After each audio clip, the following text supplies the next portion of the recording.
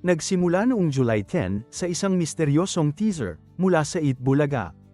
Isang brown envelope na may nakasulat na secrets ang ipinasapasa, ipinunton sa drawer, itinago sa likod ng kurtina, at sa huli ibinigay kay Maine Mendoza na halatang nagulat.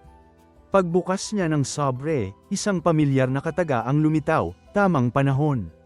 Kasunod nito ang pangakong bumago ng lahat, after 10 years, secrets will be revealed. Pagdating ng July 16, opisyal na ginunita ng noontime show ang 10th anniversary ng Aldab, ang tambalang Alden Richards at Maine Mendoza, na naging paborito ng sambayanan mula pa noong 2015 sa kalye-serye. Tampok sa selebrasyon ang mga throwback clip, emosyonal na stage design, at mga makabagbag damdaming performance ni Karen Aistrop, at ng singing queen sa harap ng kalye-serye backdrop. Nagpasalamat din si Alden sa social media, Happy 10th. Forever in our hearts. Thank you for the memories.